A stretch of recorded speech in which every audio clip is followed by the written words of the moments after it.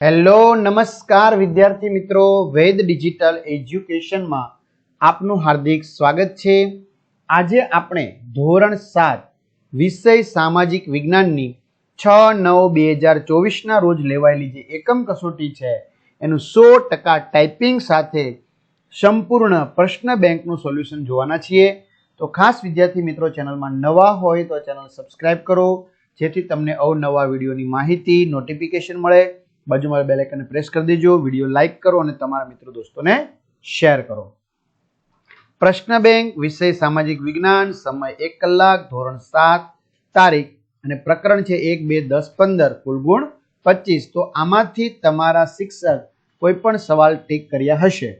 જો પછી સંપૂર્ણ સોલ્યુશન આપણે એટલા માટે આપીએ છીએ કે ઘણા બધા વિદ્યાર્થી મિત્રોને લેશનમાં આપવામાં આવતું હોય છે ગૃહ કાર્યમાં, અને તમને પણ એક ખ્યાલ આવે કે ભાઈ મેં આમાં જવાબ સાચો લખ્યો છે કે ખોટો, અથવા તો પરીક્ષામાં બીજી વાર ભૂલ ન થાય, અથવા એના માટે પાકું કરી શકાય। નીચેના પ્રશ્નો માટે આપેલા વિકલ્પોમાંથી સાચો વિકલ્પ શોધીને લખો, ગમે તે 5 ગુણનું પૂછશે આમાંથી। ભૂકવચ સ્તર માટે કયો વિકલ્પ સાચો છે? તો ઉપરના તમામ ABC ત્રણેય। પૃથ્વી સપાટીનું ઉપલું સ્તર મુખ્યત્વે કયા ખનિજ તત્વોનું બનેલું છે? સિલિકા અને એલ્યુમિનિયમ। નીચેના વિધાનો પૈકી કયું વિધાન મેન્ટલ સ્તરની સાચી ઓળખ આપે છે? તો મેન્ટલ સ્તર 2900 કિલોમીટર ઊંડાઈ સુધી ફેલાયેલું છે। આંતરિક ભૂગર્ભ શાનું બનેલું છે? આંતરિક ભૂગર્ભ નિકલ અને ફેરસનું બનેલું છે। અગ્નિકૃત ખડક માટે કયો વિકલ્પ સાચો છે? ગરમ મેઘમાં ઠંડો થઈ નક્કર થાય તેને અગ્નિકૃત ખડક કહે છે। કયા ખડકની રચના લાવવાથી થાય છે? અગ્નિકૃત ખડકની। હવે ઘણા મિત્રોનું એવું કેવું છે કે સર મારે આ PDF જોતી હોય તો મળશે, બરાબર? તો હા મિત્રો, મળી જશે। ઘણા મિત્રોનું એવું કેવું છે કે સર પ્રથમ પરીક્ષા હવે નજીક આવી રહી છે ધીમે ધીમે, તો એના પેપર સેટ અમારે જોતા હોય તો મળી જશે, જેથી કરીને અમને સારા માર્ક્સ પ્રાપ્ત થાય। વિદ્યાર્થી મિત્રો 90%થી પણ વધારે તમને ટકાવારી પ્રાપ્ત થાય એવા પેપર સેટ સરસ મજાના છે આપણા, એ તમને મળી જશે। ક્યાંથી મળશે સર? અમારે સામાજિક વિજ્ઞાનના વિડીયો પણ જોવા છે, ગણિતના બધાયના। ભાઈ ટેન્શન ના લ્યો, તમારી કરતાં ટેન્શન વધારે અમને છે। તો આ બધું જ વેદ ડિજિટલ એજ્યુકેશન નામની એપ્લિકેશન જે ગૂગલ પ્લે સ્ટોર કે જ્યાંથી તમે ગેમ ડાઉનલોડ કરો છો તો ત્યાં જઈને ડાઉનલોડ કરો, જેમાં બધા જ વિષયના પાઠ્યપુસ્તકની પ્રકરણની સમજૂતીના વિડીયો, સ્વાધ્યાય, અભ્યાસ એની સમજૂતીના વિડીયો, PDF મટીરિયલ, પરીક્ષા માટે ઉપયોગી અસાઇનમેન્ટ, પરીક્ષાના પેપરો, એકમ કસોટીના પેપરો, બરાબર, જિલ્લા પ્રમાણેના પેપરો, સ્વાધ્યાયન પોથી, પ્રોજેક્ટ પ્રવૃત્તિ બુક, આ બધું જ ગેમ ડાઉનલોડ કરો, ત્યાં જઈને ડાઉનલોડ કરો, ઓપન કરશો, આ પેજ ખોલે, એમાં તમારા મમ્મી અથવા પપ્પાનો મોબાઈલ નંબર નાખવો, સેન્ડ OTP કરો, 4 આંકડાનો OTP નાખશો એટલે પેડ કોર્સમાં જશો, બધી PDF મળી જશે। પ્રથમ પરીક્ષાના પેપર પણ, એક્ઝામ પેપરમાં પેપરો, 3 થી 12 માં 3 થી 12 ધોરણના વિડીયો, તમારું ધોરણ પસંદ કરી વિષય પ્રમાણે પાઠવાય વિડીયો જોઈ શકો, અથવા તો શાળા મિત્ર હોય ધોરણમાં તમારું ધોરણ પસંદ કરી વિષય પ્રમાણે પાઠવાય વેદ ડિજિટલના વિડીયો નિહાળી શકશો। ક્લિયર? ટૂંકમાં આમાં જશો ત્યાં તમને બધું જ મળી જવાનું છે। ખ્યાલ આવી ગયો વિદ્યાર્થી મિત્રો? તો ચાલો આપણે આગળ વધીએ હવે ફરી પાછા। હા, જો સાથે જણાવી દઉં કે તમને કોઈ આમાં ભૂલ જણાય કોઈ પ્રશ્નમાં જવાબમાં, તો ચોક્કસથી તમે વિદ્યાર્થી મિત્રો કમેન્ટ કરજો કે જેથી કરીને તમારી કમેન્ટ છે એને પિન કરી શકાય, એટલે બધાને ભૂલનો ખ્યાલ આવી શકે, બરાબર? અને હા, તમારે 25 માંથી કેટલાક ગુણ આવશે કે આવ્યા એ ચોક્કસ કમેન્ટ કરવાની છે। કયા ખડકોમાં વનસ્પતિ, પ્રાણી અને સૂક્ષ્મ જીવાણુ જોવા મળે છે? જળકૃત ખડકો। રૂપાંતરિત ખડકોના ઉદાહરણો જણાવો, ઉપરના તમામ। ખનિજ માટે નીચેના પૈકી કયું વિધાન યોગ્ય છે? A અને C બંને સાચા છે। નક્કર ખડકો આપણને કઈ રીતે ઉપયોગી છે? ઉપરના તમામ બાબતે। ઘંટીમાં અનાજ, દાણા કે મસાલાને પીસવા માટે વપરાતા પથ્થર કયા ખડકમાંથી બનેલા હોય છે? અગ્નિકૃત ખડક।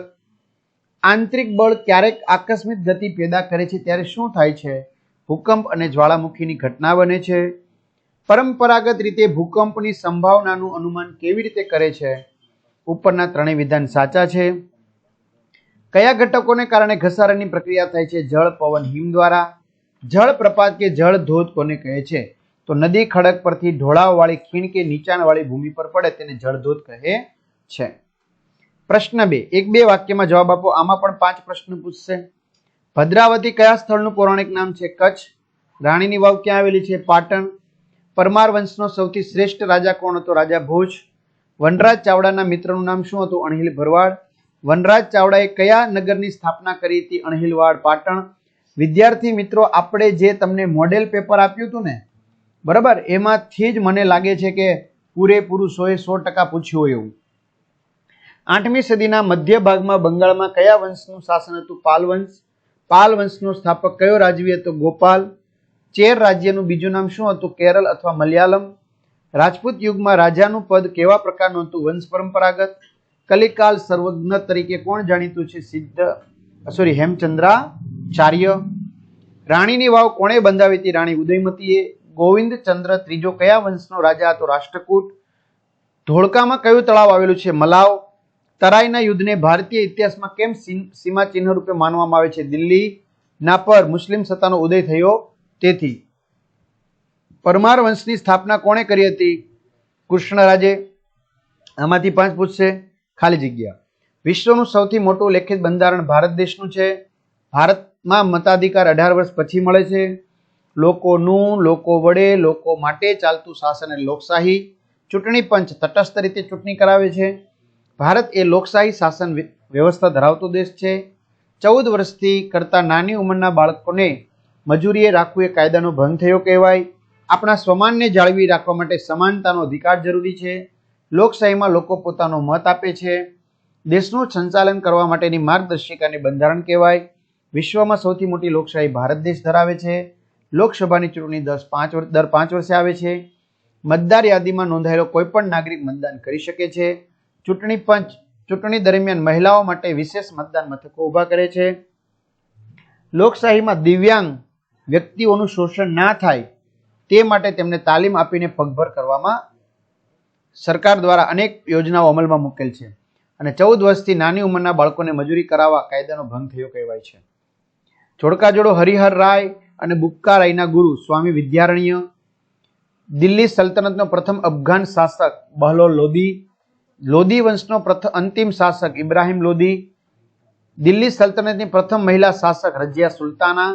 અને લશ્કરમાં દાગ અને ચહેરાની પટ્ટી શરૂ કરનાર શાસક અલાઉદ્દીન ખલજી. ત્યાર પછી બહમની રાજ્યની સ્થાપના કરનાર જફર ખાન. ચહેલગાનની સ્થાપના કરનાર ઇલ્તુત્મિશ. તુલુ વંશનો શ્રેષ્ઠ શાસક કૃષ્ણદેવરાય. સૈયદ વંશના સ્થાપક ખીજુમા. આફ્રિકન મુસાફર ઇબ્ન બંતુતા. વિજયનગરનો પરાજય. તાલીકોટાનું યુદ્ધ. ઢાઈ દિનકા ઝોપડા. પાણીપત. ઇબ્રાહિમ લોદી અને બાબરનું યુદ્ધનું સ્થળ. સોરી મિત્રો, જો વિજયનગરનો પરાજય તો એમાં બી આવશે. વિજયનગરના પરાજયમાં શું આવશે? બી. તાલીકોટાનું યુદ્ધ. ઢાઈ દિનકા ઝોપડા એમાં અજમેર આવશે. સોરી મિત્રો, અજમેર લખ્યું છે ડી. જો ઇબ્રાહિમ લોદી અને બાબરના યુદ્ધનું સ્થળ પાણીપતનું મેદાન. વિદ્યાનગર તરીકે ઓળખાતું સ્થળ સી. વિજયનગર. અને કુતુબ મિનાર ક્યાં આવેલો છે? દિલ્હીમાં. ત્યાર પછી તમે આ મોટા પ્રશ્નો છે. રાજપૂતોના ગુણો. રાજપૂત યુગનું વેપાર વાણિજ્ય. જો મિત્રો બોલવામાં કદાચ લય બદલાતો હોય, ટોન બદલાતો હોય, બરોબર, તો એ માટે ક્ષમા ચાહીએ. કોઈને આપણે લાગણી કે ઠેસ પહોંચાડવા માંગતા નથી. રાજપૂત યુગની શાસન વ્યવસ્થા. ત્યાર પછી પૂરું થઈ ગયું. શું હવે? સવાલ જ મોટા નથી પૂછ્યા, બરાબર. તો આ સંપૂર્ણ સોલ્યુશનની પીડીએફ તમારે જોતી હોય તો એપ્લિકેશનમાંથી મળી જશે, પેકોસમાંથી. આ ઉપરાંત તમને મેં કીધું એમ પ્રથમ પરીક્ષાના પેપર કે વગેરે તમે ત્યાંથી મેળવી શકશો. તો તમારે જે કંઈ માર્ક્સ આવ્યો હોય ચોક્કસથી કમેન્ટ કરો, અથવા કેટલા આવશે એ કમેન્ટ કરો. તો અહીંયા સુધી રાખીએ. અસ્તુ. જય હિન્દ, જય ભારત. All the best.